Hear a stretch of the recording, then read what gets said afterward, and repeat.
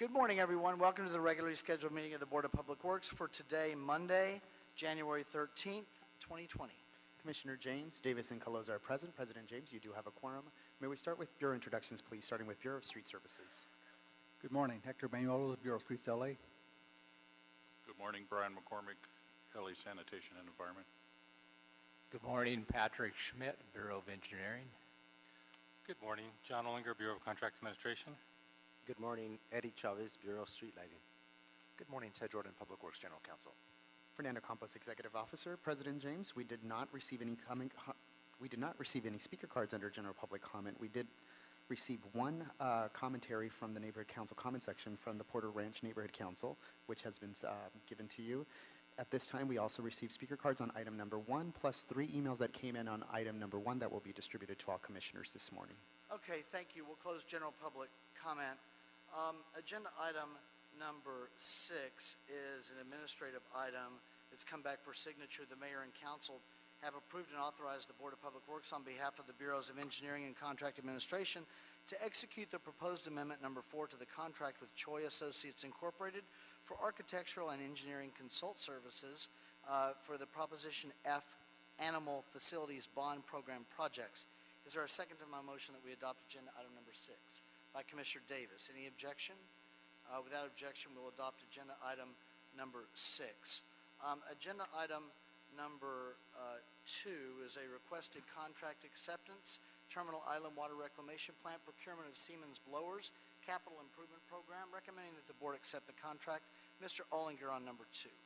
Good morning. John Ollinger, Bureau of Contract Administration. I'm here to ask for your acceptance on the Terminal Island Water Reclamation Plant procurement of the Siemens blower, Capital Improvement Project 5239.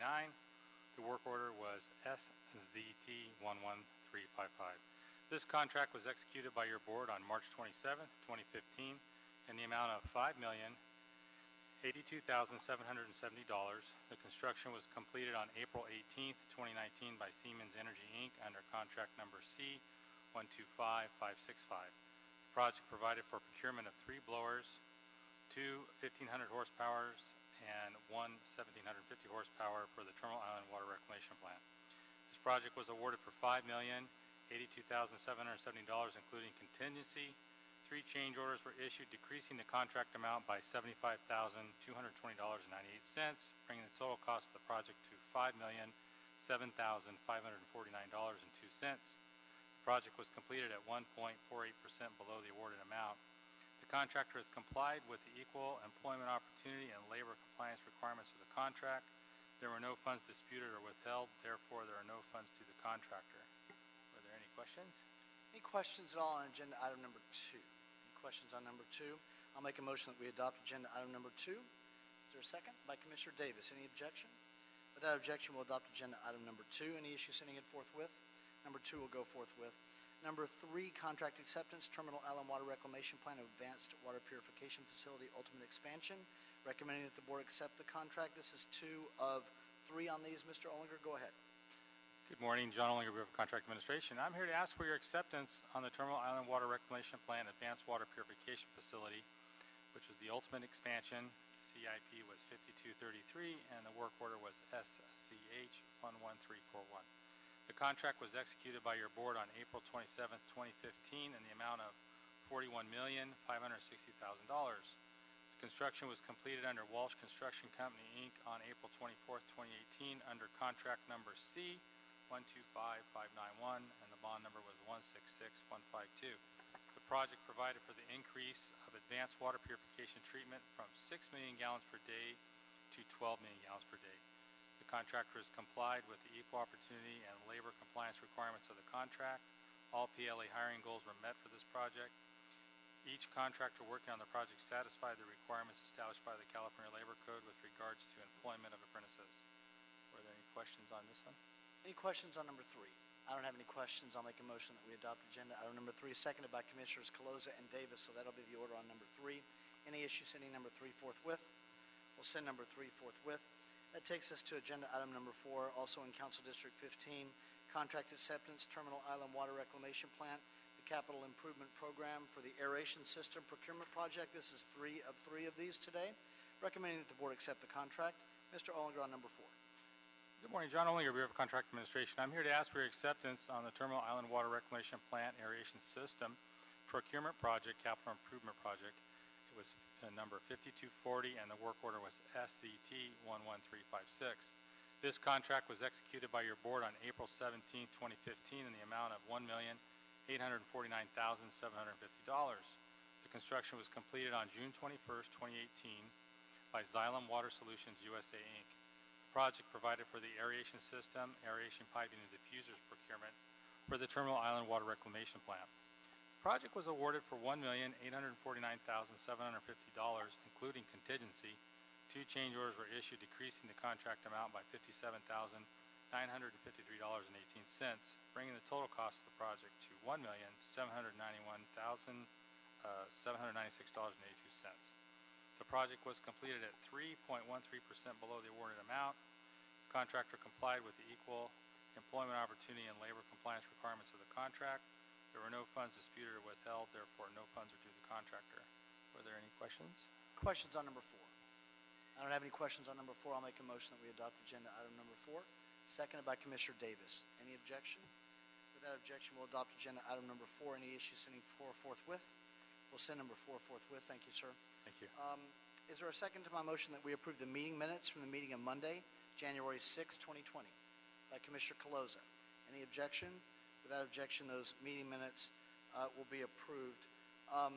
The agenda item number 5, Council District 15, a sole source procurement, process equipment, Terminal Island Water Reclamation Plant, Headworks Biotrickling Filter Facility Project, the Capital Improvement Project, recommending that the board first authorize the city engineer to sole source the selection of the following equipment for a total not to exceed amount of $420,000 for the project.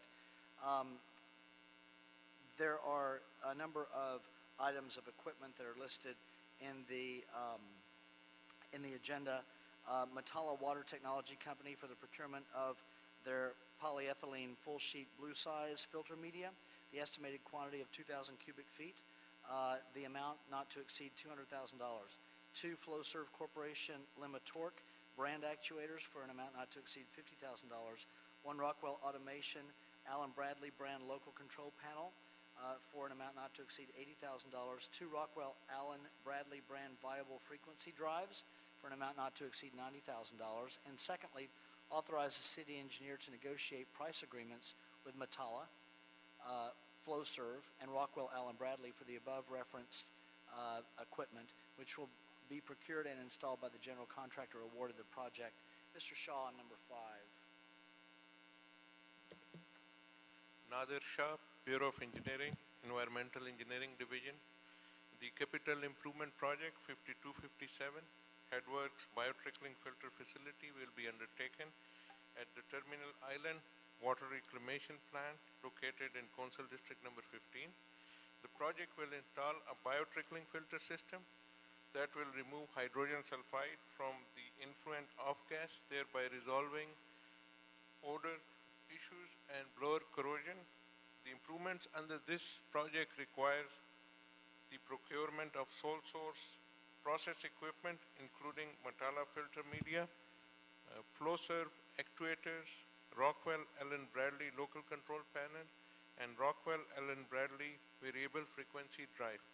The city has over 10 years of experience with Matala filter media, which has proven to remove 99% of hydrogen sulfide from foul air. Now, if any other media is selected, then there is a risk that it may not perform as well as Matala media, and the plant could be in violation of its AQMD permit. For other sole source items, LA Sanitation and Environment wants consistency in operations and maintenance by matching the existing equipment, standardization, minimizing the need for additional training, reduce spare parts, and keeping installation modifications minimal, all of which will result in cost saving for operations and maintenance. The sole source equipment will be included in the specification bid documents with a budget not to exceed amount of $420,000, which is approximately 5.6% of the total construction budget of $7.4 million, approved by the Program Review Committee for this project in June of 2015. 2019, BOE and LSN recommends that the board authorize the city engineer to sole source the selection of sole source equipment and to negotiate price agreement for the sole source equipment which will be installed by the general contractor awarded the project. So the long and short of it, Mr. Shaw, is that we have this sophisticated equipment that we have used from these outlets for a number of years. And the reason we are sole sourcing is for compatibility, for continuity. And if we lose that compatibility and continuity, it could jeopardize the larger equipment that it works with and cause, for lack of a better term, a stall or interruption in service. Yes, and Matala media is used on all the plants, all of the projects. So it's tested, it's proven. So if we go with another filter media, there's a There's great risk. risk. Yeah, there would be risk, right? There's a lot of risk. Okay. Mr. Jordan, are you, is your office concurrent with the, agree with the recommendation by the Bureau here? Yes, we concur with the joint recommendation from both the Bureau of Engineering and the Bureau of Sanitation. I just Okay. want to point that out. Any other questions? I'll make a motion that we adopt agenda item number 5. Thank you, sir. Seconded by Commissioner Caloza. Any objection? Without objection, we'll adopt agenda item number 5. Thank you. Happy New Year, Mr. Shaw. Any issue sending number 5 forthwith? We'll send number 5 forthwith. Dr. Campos, have we cleared the desk other than agenda item number 1? That's correct, yes. All right. Agenda item number 1 from Streets LA. Recommended tree removal in Council District 12, 20900 Cessnon Boulevard. Recommending that the board find under the California Public Resources Code, Section 21166, and the state's Environmental Quality Act guidelines, Section 15162, on the basis of substantial evidence contained in the whole record, that since the city's prior certification of the Environmental Impact Report, number EIR 880026, there have been no changes to the project, changes with respect to the circumstances under which the project is being undertaken, or new information of substantial importance concerning the project, which caused new significant environmental effects or a substantial increase in the severity of previously identified significant effects, and therefore no subsequent EIR, supplemental EIR, or other analysis is required for the project. Secondly, specify that the Bureau of Street Services Urban Forestry Division, located at 1149 South Broadway, is custodian of the documents or other material that constitute the record of proceedings upon which the board's decision is based. And third, review and approve the request for a fee permit for the removal of 25 coast live oak trees. Tree replacements are required. We will start with Mr. Banuelos. This item was continued from a hearing on December 13th. The agenda item indicates that public comment was received on Friday, December 13th. And that's true. I was here. We had the hearing then. However, we continued the item to give the council office and the neighborhood council and the applicant some additional time to work together. So for that reason, to get an update on those results, I will open public comment again. Mr. Jordan, am I able to open it just for the speaker cards that we have received as we start this item, correct? Yes, you may reopen. Okay, then we've got 5 speaker cards. Jason Hector, David Balin, Greg Applegate, Frank, and I can't read Frank's last name, and Eric King. So those are the 5 speaker cards. We'll go through those speaker cards. That will be the extent of our additional public comment on the item. We'll start with Mr. Banuelos. Good morning, President James, Commissioners, Bureau Representatives, City Attorney, Dr. Campos, Hector Banuelos with Streets LA Urban Forestry Division. What we have before us is a request from the Porter Ranch Development, or Toll Brothers, the developer, proposing to construct 65 residential equestrian lot dwellings at 2090 South Mountain Boulevard as part of tentative tract 50506M1. The project will be constructed on undeveloped land there in the Porter Ranch community. And the property total acreage is about 42 acres, and they're proposing to remove 25 coast live oak trees. Now, that's a reduction from the initial request of 114 trees that the Bureau received a couple years ago. So we've, in the initial request, the Streets LA met with the developer, the applicant, and asked that they look at the drawings and they try to retain as many trees as possible and consider other alternatives such as revised grading plan and so forth. And so, which they did, and they revised the grading into where now it significantly reduced the amount of trees to be removed from 114 to 25 trees. Within the property was also observed one dead oak tree as well. So the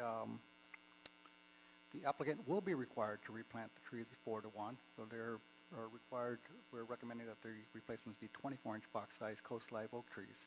And they are required to post a cash bond to ensure their survival, to ensure the trees are planted, and to ensure at least a 3-year establishment period survival. The Council District 12, the Community Forestry Advisory Committee, and the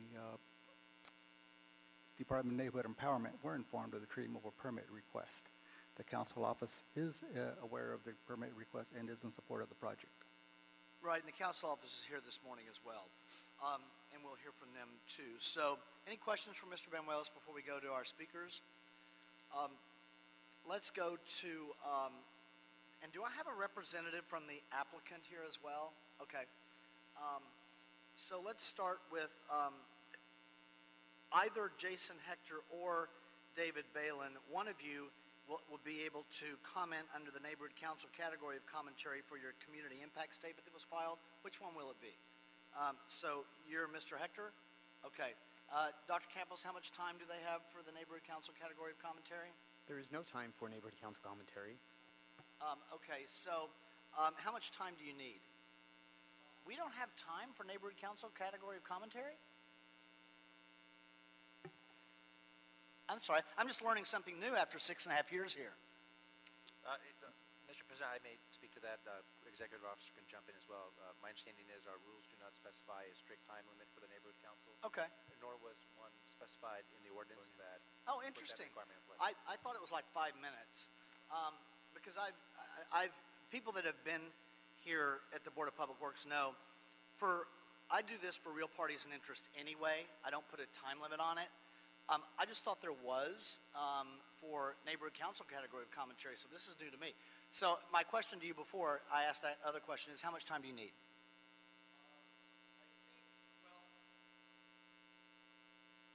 I'm not sure what the wish of the commission is yet at this point, but I am prepared to speak on the EIR.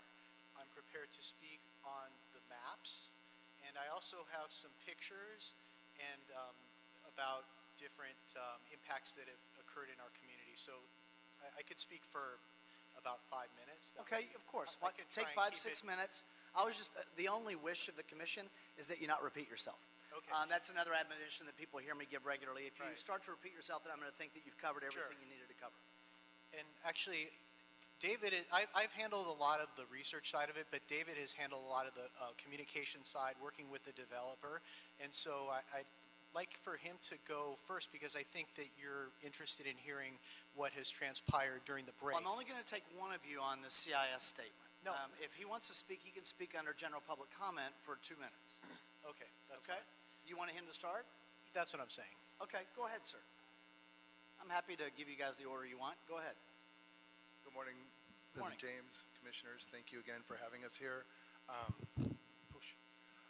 Just to give you an update, so a couple things that had not transpired over the holiday, unfortunately. We were not allowed to look at the trees.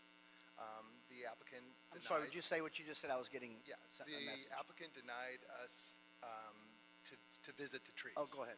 Okay.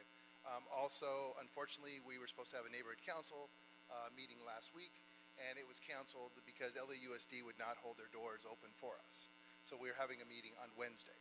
So we weren't able to move forward having, and Frank Sue was going to come to the meeting, and unfortunately we had to cancel it. So we have our meeting on Wednesday. But that wasn't the applicant's fault. No. Right, Not okay. absolutely. I'm just bringing you up to date. Got it. That we have not really been able to move forward to visit the trees, or Frank hasn't been able to meet with the community and talk about the removal of the 24 trees. So Okay. that's just an update of where we are. Jason has done a tremendous amount of work in the background on this, and his information is extensive. So I would rather just to defer to Jason and let him do his thing today. Okay. So we're good. If you have any questions? We're good. Okay. Thank you. I would only point out my recollection for the record that one of the reasons we chose this date was to give time for the presentation to the neighborhood council. Am I remembering that accurately? Absolutely correct. Unfortunately, literally at the 10th minute before we were having LAUSD contacted Nissan, the president. So it didn't happen. Well, that's unfortunate. It's not your fault, and it's not the fault of the applicant either. Because the school was out of session. Understood. Yeah. We'll deal with that in a minute. But go ahead, sir. Mr. Hector. Okay. Hello, Honorable President James and Commissioners. It's a pleasure to speak today in front of you on this very important issue to our neighborhood council. Porter Ranch Neighborhood Council is very passionate about their urban forests. In fact, we spent over 20% of our budget last year, $9,700. In 2018, we spent removing bark beetle infested trees in our community in 2018, and that actually came before your board, and you guys approved that. And we worked closely with urban forestry in getting that passed. In 2019, we took an additional step and worked with Recs and Parks and spent another 20% of our budget on additional in the forest, in the parks, because Porter Ranch is blessed to have tremendous amount of oak woodlands, thousands and thousands of acres of oak woodlands. These are native oak trees and chaparral, which is the underbrush that is fire resistant. And this is very important to our community and to our neighborhood councils. So we put our money where our mouth is, and we don't come here to, we just come here to show that it's a pleasure to work with the city, and we take pride in what we do and working with the city and getting things done, because we understand there's budget limitations with Recs and Parks and urban forestry, and so we're willing to step up and take care of these matters. So I have a few things that I've provided in the record for you guys. Why don't we start with the tree map? I printed out the maps of the trees. This is the map that we spoke at the last hearing we were trying to get. We finally got it, where the locations of the trees are that are to be removed. This is the Appendix D that David was referring to in the last hearing. So if you look at the second page of this, in the red is the locations of the trees to be removed. So obviously we haven't had an opportunity to work with the applicant. We want to work with the applicant. And what we want to understand is these are all sitting in the ravines. And the arborist, his report, he's here to testify to it, has explained that these are in ravines. So oaks are very unique trees in the way that they like to establish themselves in ravines. And they bring a lot of benefits to those ravines for soil retention. And so these are the ravines right here where they want to remove the trees. And so we're trying to understand it doesn't impede the house itself, okay? And I also printed this to you. What I'm going to show you is the impact of all that grading and what it does with bringing more invasive grasses and things like that. But that's what we want to do. So we're trying to meet with the applicant and understand why. And we've received from I'm sorry, state. sir. Understand why what? Why these trees are, it's necessary for these trees to be removed when they're sitting in a ravine on the back side of your fence of your house, not even in your backyard. And like, if you go to the next page, these ones down here are not even in the retention pool. The retention pools are here. They're way off to the side. So why do these need to be removed? And then these ones here on the right side, this is the third page, these are in the backyard. So, we can't keep one tree and have a beautiful oak tree, maybe, reduce the number of trees. So that's the goal. We want to work with the applicant and communicate with the applicant, but we haven't achieved that yet. And it's been frustrating. So we're going to hear from their representative as well, but along those lines, this board provided 30 days additional, almost to the date, I think, 31 days, for a couple of things to happen. One of them was the presentation to the neighborhood council meeting. We understand it's an unfortunate situation. That didn't occur. That's not your fault or theirs. But what happened was that this working with the applicant, as you've described, has been did not occur. So from the get-go, we were inviting them multiple times to the land use committee meeting to come. And we met and we voted on this CIS that we have before you. And we had to go through the hundreds of papers of documents ourselves, the land use committee, without the applicant there to answer questions or anything. And so we took the position to oppose because we don't have any answers. We don't have any communication. And so on every single step, we tried to work with the councilman's office. We were denied the documents. We tried to get them to come to the land use committee. They did not come. We had 2 meetings on the trees at land use, didn't come to. And now, thank you for the commission, they've agreed to come to the neighborhood council meeting. So that is a first step. This is progress, but ultimately we're trying to communicate and work with the applicant. Let me ask you another question, sir. I think I heard Mr. Balin a minute ago indicate that with the neighborhood council meeting that couldn't happen because the school district wasn't open yet, that you guys set up for another meeting soon. What date is that? It's 2 days, Wednesday. That's 2 days from Correct. 2 days from now? Yes, and it is on the agenda to be discussed, and we've been communicating with the applicant who is back in town on Monday, and I believe he's confirming possibly that he can come. So it's ready to go. Okay. We just had to postpone 1 week. Well, I know that was unfortunate, but it is what it is. So go ahead with the rest of your presentation. Okay, so I've kind of covered the map. Essentially, we want to work with the applicant and understand how we can lessen the amount of trees that need to be reduced. We're not unreasonable people here. We understand that, they have the absolute right to build, but they do not have the absolute right to remove protected oak trees. That needs to be approved by this commission, and we hope that you will consider our arguments and support us in what we're trying to do. So now I'd like to, if you could pull the pictures out that I have. You're at 6 minutes, by the way. So go ahead. If I get into the EIR, it's okay. So with respect to the we don't need a review of the EIR from you, but go ahead with the rest of what you got. Okay. So with respect to the pictures, the first picture is, oh no, I'm sorry, the photographs. There's color photographs. There you go.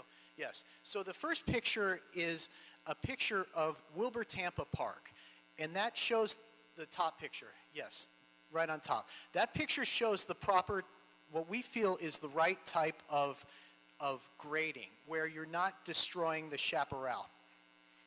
So, yes, that's the chaparral on the hillside. So the idea is to protect the chaparral because the chaparral provides a lot of benefits. It retains the soil, and it also protects from the invasive weeds that we have. So we suffer from mustard grass really bad in our area. So when they clear those hillsides, like the grading that you'll see on the next, can I use that? The next picture, you'll see the impact. So this is a picture showing what happens when you clear the hillside. See how this is all getting undermined by soil erosion? So this is a development in Porter Ranch on the other side of the street from the 80s. So you can see the long-term impact is that all this soil gets eroded because there's no chaparral on the hillside. Okay? And the next page here is a map of the site. So you can see they've done extensive grading. That's the third page. I'm with you. They've done extensive grading already on the site. So this particular side needs to be mitigated because they've already graded all this hillside now, and those invasive grasses will come in and root because all the chaparral has been removed. There's no trees that have been removed. So this is all prone to becoming seeded with this mustard grass. And one way to mitigate that would be to plant additional trees there? One way to mitigate that would be to, number one, not do any further grading. You're asking about what's been done already?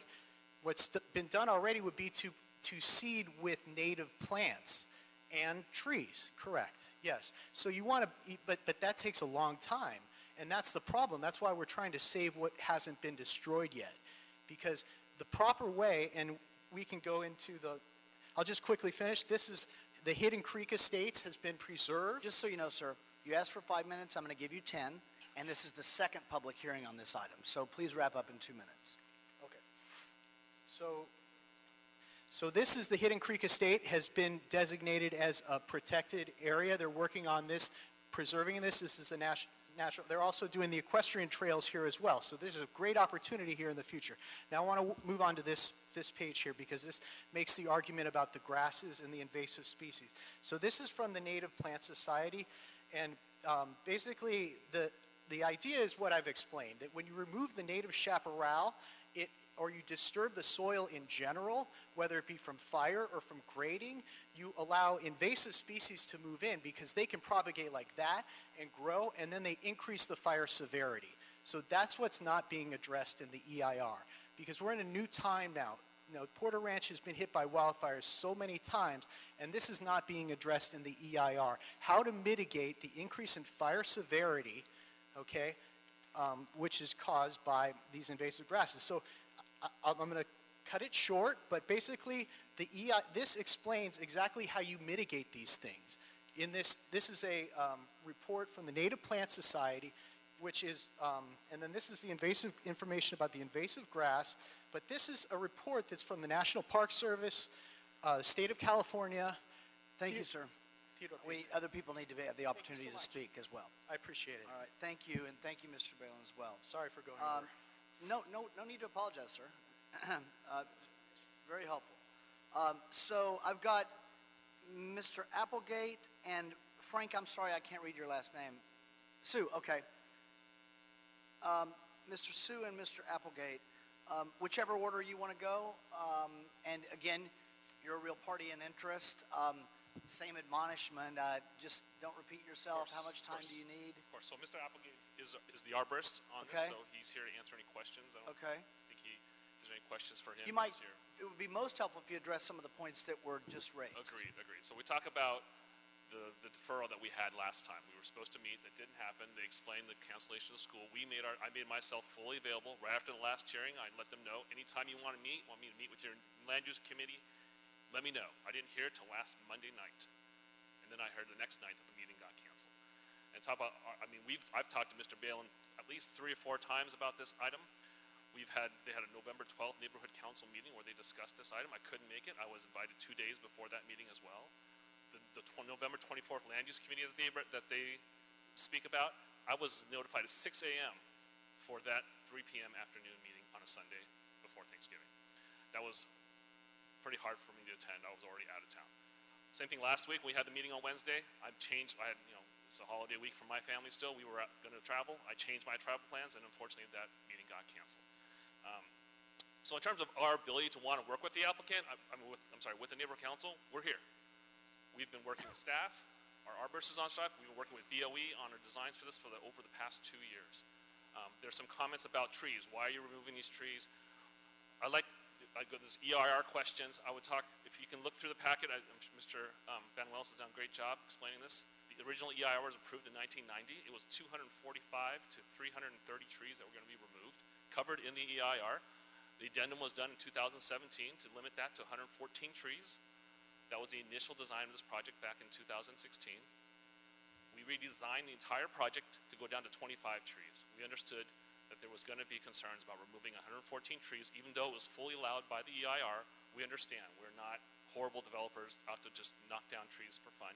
We redesigned the project to eliminate 89 trees to come down to 25 trees. And that is also, in terms of putting our money where our mouth is, We also spent over $1 million adding walls, regrading the site, doing what we could to save every single tree. We're not here just to remove them. We understand the importance of coastal oaks. There's a total of 239 trees on this site. Right now, we're about 10% removal. So if I could ask you, Mr. Sue, just a Yeah. quick question that I think I'm clear on the issue about working with the neighborhood council. It's not uncommon that we hear sometimes different sides on, Sure.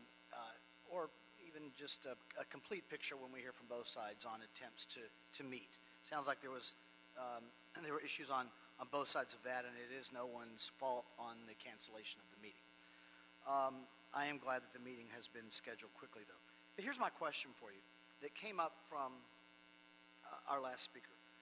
You've given us a helpful summary that we had in the first hearing a month ago, but about the work that has been done by the applicant to reduce the number of trees sought from whatever the EIR allowed to 104, down to the supplemental of, in 2017 of 114. Right. Saving 89, getting down to 25. Correct. But here's the question that essentially they're asking. Why must these, and I'm not sure if they mean all of these 25, but maybe, why must these trees, the remaining ones that are slated for removal, what's requiring their removal? So you also have to remember this project was approved, the specific plan was approved back in 1990. It requires a certain lot size. These are equestrian home lots. They have to be 20,000 square foot lots. That's a planning requirement. So we're trying to balance all these things in order to provide the equestrian lots, the equestrian trails that Park and Rec is asking us to complete, which we're unable to complete at this moment. So that's requiring as well the grading that's needed to remove these trees. And the fact that the way the site is graded, the site is lifted. So there are, as you lift the site and you have to grade downwards, there's parts where you have to do overgrading in order to stabilize the soil, or else it's not going to be stable enough to build homes on. So those are two things, as well as we built walls, of course, and we built some extreme walls to save these trees. We're talking double walls, things to try to put a cliff side there in order to protect the trees in that ravines. Okay, any questions for the applicant before we move to the council office? Commissioner Davis. I don't have any questions for the arborist, by the way, but the arborist is here as well if you have questions for the arborist. Okay, so I guess the question is around some of the trees and areas that don't appear to be areas impacting the project. These trees are going to be removed. You're proposing these trees to be removed.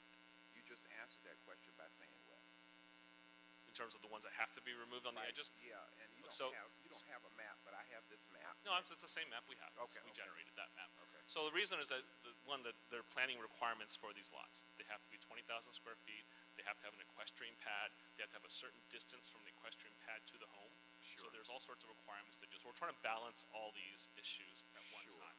So part of the reason why the trees on the edge have to be removed is that when we get there, the site's also lifted, and so there's soil stability issues in terms of grading it to keep the pad stable, or else it becomes an unstable dirt pad. And so part of that we've achieved by walls, but there's some on the very edge we were unable to save, but dimensionally we just can't, engineering-wise, get there. We weren't able to save them because of what? Because of the engineering requirements to keep the soil stable. So the existence of the trees makes the soil unstable? No, there's a requirement that we need to do to regrade and make the soil stable, and that requires you to grade past maybe the pad of the house to make sure that the house is stable. Right, and I'm trying to understand how the tree's existence in that soil makes it difficult for you to meet and comply. So part of it, you have to recompact the soil, so you have to take the soil out, you have to recompact it and make it safe. And the Urban Forestry Division confirmed your plan to remove these trees, is that correct? Absolutely. We work with Hector on this, as well as BOE. We have a grading plan. We work with BOE on the grading plan to make sure this grading site is safe and can accommodate. Is there ever a circumstance where the trees have remained and a plan has been implemented which has been successful with not disturbing the soil as is required by code? And we're doing that now. As I said, we've built walls to get around the issue of even touching the tree line. We've regraded part of the site to avoid trees. When I talk about going from 114 trees down to 25, those are the things we did. Because the initial idea was, let's go ahead and just grade as far as we need to make it stable. We've reduced that by regrading, changing walls, adding things in order to avoid, we even reconfigured some lots to try to avoid that. We've done as much as we can working with BOE and staff to make sure we've saved every single possible one.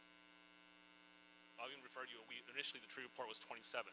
We were able to get 2 more that we got, so we get down to 25. So we're trying to mitigate this as much as we can. Now, and in terms of communications with the neighborhood association, Porter Ranch neighborhood, the inability to meet means that you've really not had an opportunity to have some discussion with them to explain with them what you're explaining to me. I've had this discussion with Mr. Balin, I don't know how many times. They agree to disagree, is that right? Well, I mean, you've seen the community impact statement they've given you. They've also issued one on November 12th, and I think we know their position at this point. I just wonder if their position is substantiated by arborists in terms of what they're proposing ought to happen. Or are they just, in your opinion, I'm not sure what they're proposing. They're proposing that you keep these trees that they've identified in red, and they are alleging that there is, in fact, not any reason to remove these trees, and that the keeping of these trees there will not, in fact, adversely impact the soil. And you say the opposite, obviously. It would be a civil engineering question plus our arborist, but I think it's more of an engineering question. Let me ask Urban Forestry about the opinion of the Neighborhood Association from Porter Ranch. Obviously, we hear at this hearing what they're saying is the opposite of what is being said by the applicant. So, in your opinion, what say you as it relates to the position that Porter Ranch Neighborhood Association is presenting here today?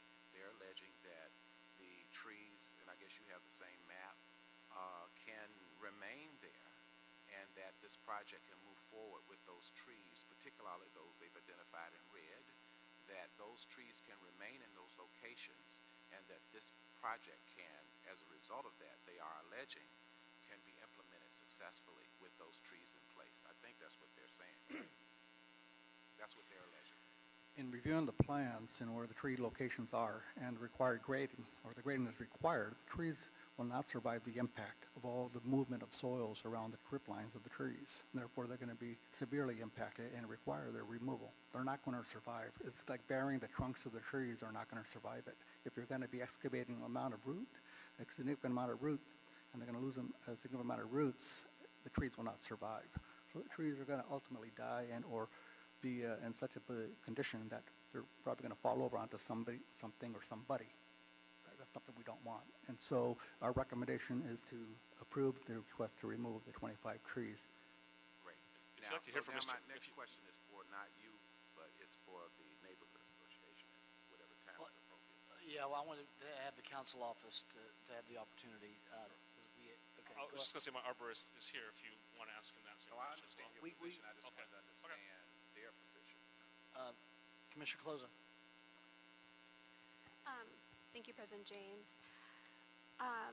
So from what you explained and what's outlined in the board report, this has been a 30-plus year process for you and the company that you represent.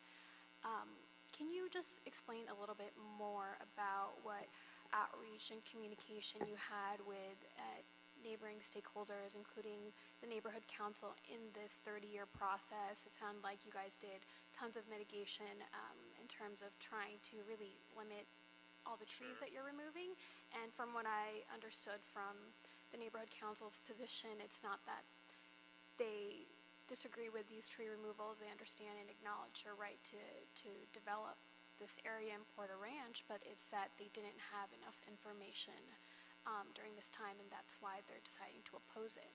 But it didn't seem like that this is, based off of the record, what's outlined here, that this is a new project for the community. So I would like to just understand more about broad overview of all these different community outreach that you've done, and anything else worth noting. Sure. Just to clarify, the project's been there for 30 years. We purchased the company back in 2014.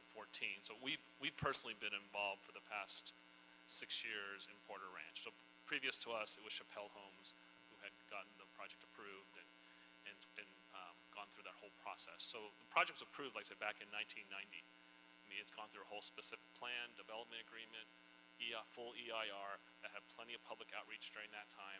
The trees were all listed, like I said, 245 to 330 to be removed in the EIR. It was full public meetings during that EIR process. I can't speak to what happened before our involvement in the project, but I can say since 2014, we've met with the neighborhood council numerous times on other issues. You know, we introduced ourselves when we purchased the company. We had numerous park presentations. We're also building a public park. So we've done things with the neighborhood council that you normally would do with a neighborhood council in terms of any major projects or anything that you need to do. We've done outreach. Every time we've done a map amendment, we've sent out letters as required by planning and done the outreach for any sort of new maps or map revisions. On this tree issue, like I said, we were approached by the neighborhood council in October. I've spoken to Mr. Balin numerous times about it. They've tried to schedule meetings with us. It's not been easy, I'll be honest. I've been given really short notice as far as that 6 a.m. notice for a 3 o'clock meeting on a Sunday. It's been tough, but we've tried to explain where we are and what the position is. Thank you for refreshing our memory from anything that you may have said in the first hearing. I don't have any additional questions for you right now, but I do think that it was really helpful context for you to know when you're invited to these meetings, because that's, really helpful for us to know that it's not just meetings that you've missed or community events that you miss, right? But it's the fact that you were notified very last minute, so you weren't put in a position to actually do the work that you needed to. Thank you, Commissioner Cloza. Mr. King.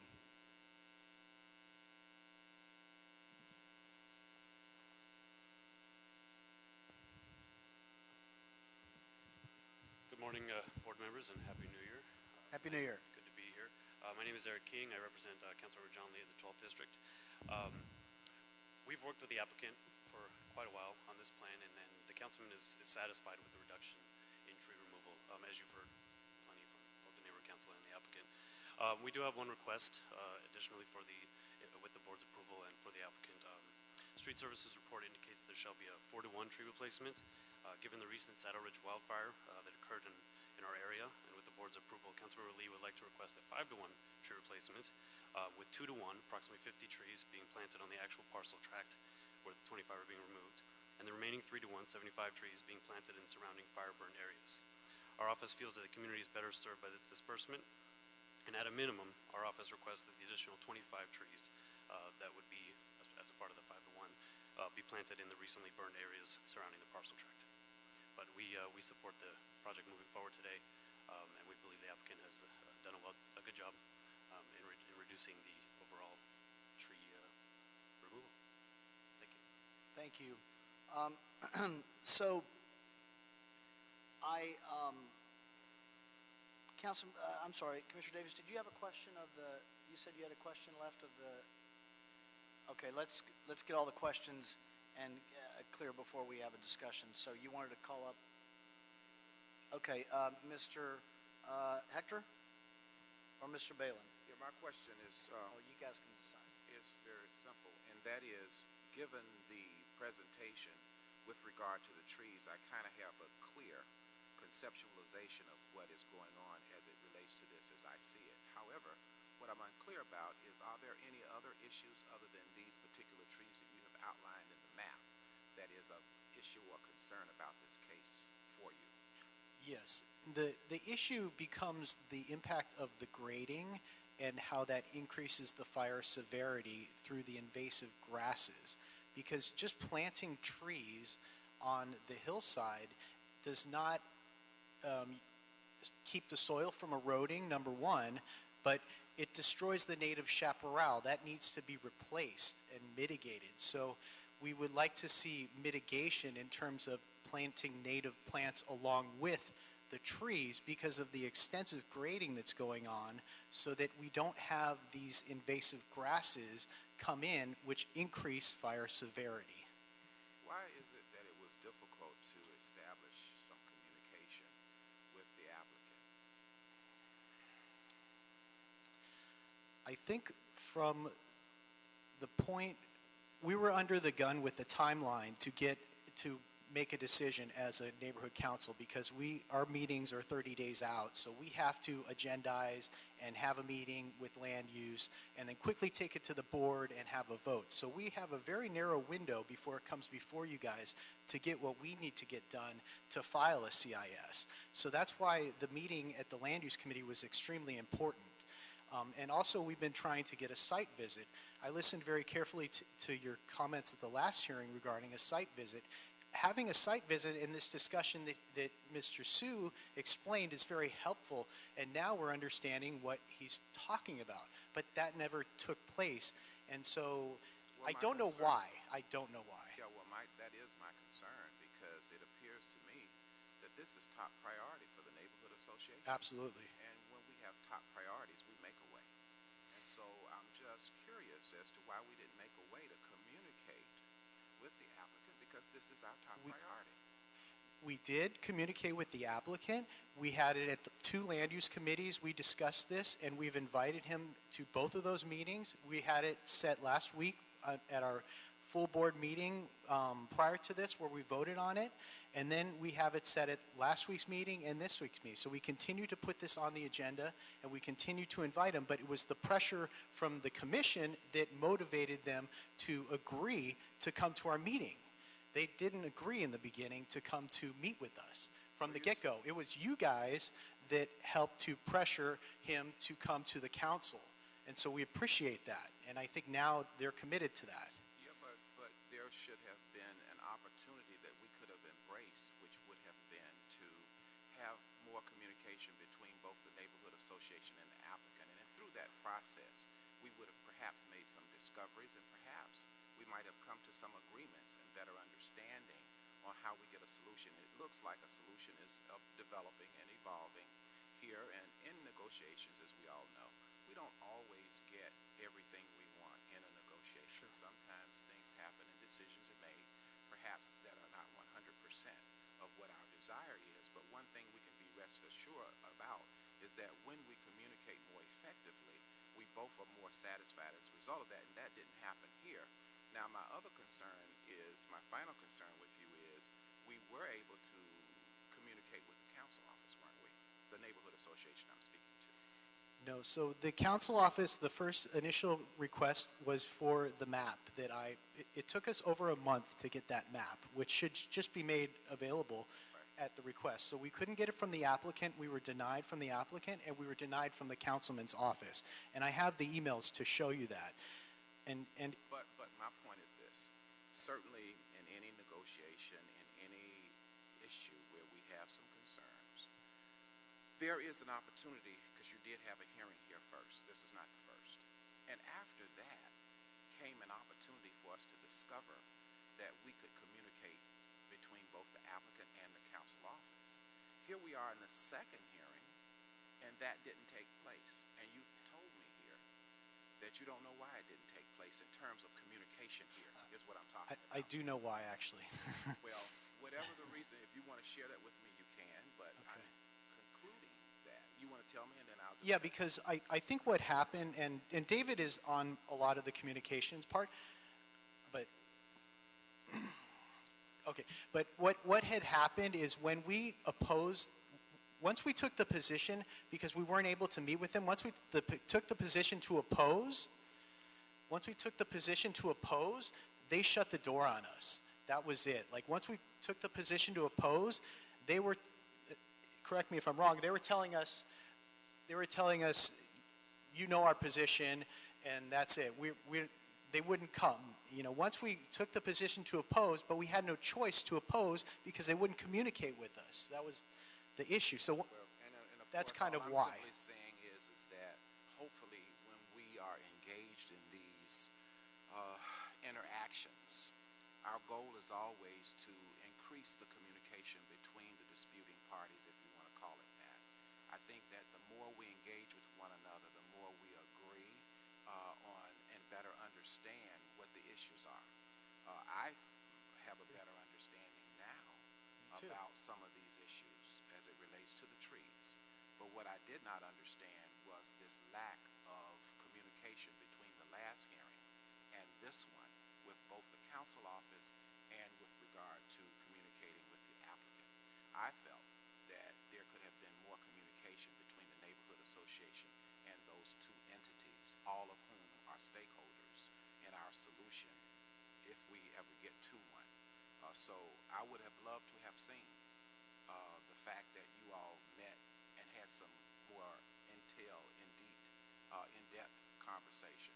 But I think after having heard you talk now, I'm a little bit clearer about what has occurred, and let's see what the council, what the board has to say here in terms of how we move to solution, because that's always our concern. How do we move to solution? And I think the best solution is when the disputing parties have had an opportunity to communicate among each other. And so at this point, I think it's up to this board, and I'm open to hear my colleagues in terms of what they feel we need to do next. But thank you so much for your testimony. Thank you, sir. You can have a seat.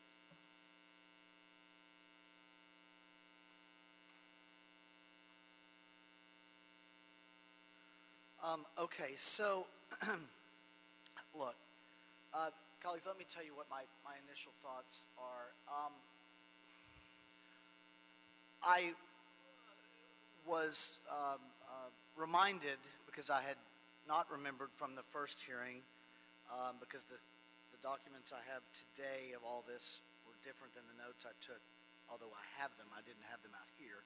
But I was reminded by the applicant about the work that has been done to minimize the impact of this tree removal. Commissioner Coloza's line of questioning was very helpful to get to better make a full record on the scope and context of the question we're being asked to answer. I also think that given the mitigation measures already taken by the applicant, the council office's suggestion of the 5-to-1 is something that I would recommend to the applicant. Is that something, Mr. Sue, that the applicant would agree to? I didn't even ask you that question yet. Sorry. Yes, we are open to that if it's a 5-to-1 replacement and put some in the fire damaged areas to repair the chaparral, as Mr. Hector has. We're more than happy to do that. Porter Ranch is our community too. It's not just where we build houses. So the reason that, and I think that's helpful. I mean, that's two additional mitigation measures that have come out of more of our efforts here. And I recognize, sir, you have your client, you all have waited a long time. We did continue it again, 31 more days. Mr. King, I understand your office's desire to get this resolved. But there's one item on the table that remains, and I'm going to see if I can put a proposal for a compromise on that. And that is this issue about the neighborhood council meeting. From where I sit, I feel like the mitigation work is not insignificant, and I hear the support of the council office. The fact remains, as frustrated as we might be with the inability of the parties to get together in the time that we provided, that we are only 2 days away from the next full neighborhood council meeting in Porter Ranch, correct? I'm getting a confirmation. And you've indicated that this item is already on the agenda? Okay, so it is agendized. And it was what was going to happen before today's hearing. Right. And what is it, Wednesday night? All right. One of the benefits of this commission compared to other commissions, we meet 3 days a week. Monday, Wednesday, Friday morning. So you don't have to wait a long time to get here. And once we adjourn, you don't have to wait another month for another commission meeting or 2 weeks or whatever. I realize this isn't what Mr. King asked for the council office. And I realize that what I'm going to put on the table, Mr. Sue, adds 4 more days to your wait. But I also want to be clear that I've been impressed with the work that has been done over time, even listening to what you've learned from the community and the community admitting today that they learned more information from you. I just feel like since it wasn't anyone's fault on the continuance of the Porter Ranch Neighborhood Council meeting, that moving this 4 more days to give you the opportunity, applicant, Mr. Sue, to present to the Porter Ranch Neighborhood Council with this additional information that you've even provided this morning and to answer some of their questions gives us a better record and a more full opportunity on Friday to vote on this when we have more of our members here. I'm unfortunately missing 2 members today, one a family issue that was an emergency and another out of the country. But that changes on Friday. So that's why I would propose just 4 more days to try and make a better record that I would argue to all 3 stakeholders, council office, neighborhood council, and applicant. The more robust your record, the better off everybody is if it were to be challenged later. So that's what I put on the table at this point. Dr. Davis. I have to tell you, at this point in time, given all of the testimony before us, I am prepared to support the applicant in this case. But I could support your proposal, and I just hope that through this extension of time that the neighborhood association will make this time a priority to communicate with the applicant and also the council office, so that we can arrive at the 4 days. They're going to go to the neighborhood council meeting. Yes, I understand that, but I'm saying I'm prepared to support the applicant today, given the testimony given before us. But I will support your proposal, and the reason why I am prepared to support them today is for the reasons that were discussed here in this hearing, in terms of the council, the neighborhood association, making it a priority to communicate with both the applicant and the council office. Doesn't mean that you're going to absolutely agree all the time, but I did not feel that we put our best foot forward to come to some kind of agreement on this, and I felt, and maybe I'm wrong, but I will, as a result of that, support this. But I just wanted everybody to know that I could support the applicant today based upon what I have heard. All right, thank you, Commissioner Davis. Commissioner Cloza on this? I agree with Commissioner Davis. I think the applicant has, done a lot of mitigation over the course of this project to reduce the impact to the community. Every time he's spoken, it seems like there's a willingness to meet, to be open to share information. That said, these are all relationships that will go beyond this project, and we want to make sure that no party has a bad taste in their mouth depending on what decision the board makes on this. And I do agree with President James that it would be incredibly beneficial to all parties, including the board's relationship with everyone here, that you guys all attend the meeting for the Neighborhood Council on Wednesday, and that there's a positive resolution to all of this where there's all parties leave happy.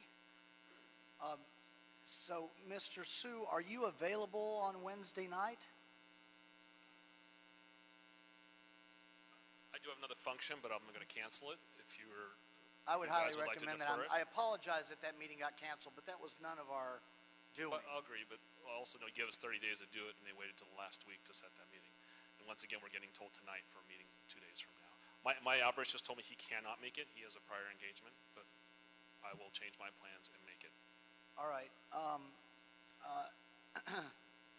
I just feel like it is, with it being nobody's fault, and we're not talking about that long of a continuance until Friday. Are you able to be here Friday? I guess I should ask everybody that. Although I don't anticipate a long hearing on Friday, but I would like a summary of, and confirmation that the presentation took place. Yes, I'm available Friday. Okay. But I also will reiterate that the Neighborhood Council has already put out 2 different memos on their opinion on this project. I'm happy to meet with them. We'll discuss it. I don't think it's going to change, but if you guys want us to discuss it with them, we will. I recognize that, but I'm thinking long ball here. And the fact that you had the opportunity to present, they said no. But you haven't presented to the full board yet, correct? Or have you? No, I have not. Okay. So whatever happens with our vote, and we've got an indication on 2 already, but whatever happens here at the Board of Public Works, I think that the record is safer and more airtight if you presented to the board, to the neighborhood council board, when you had the opportunity to, because the continuance was of nobody's fault. And if it were, if I felt like it were more of a jeopardy to you than 4 days, then I might not suggest it. But it's 4 days. I recognize that they've made their position clear, but we also have new items on the table with additional trees in the fire area, the work that you talked about regarding the ground cover in the fire area, that at least the neighborhood council could know about. And if they vote again, we know what their prior vote was as well. I mean, the record is clear here. But I do think that what it's costing us for you to go, it's well worth it for the completion and the comfort of our board in taking a vote on a full record. No, I understand. All right. So thank you for that. Then that'll be one moment. Ted, can I ask a question?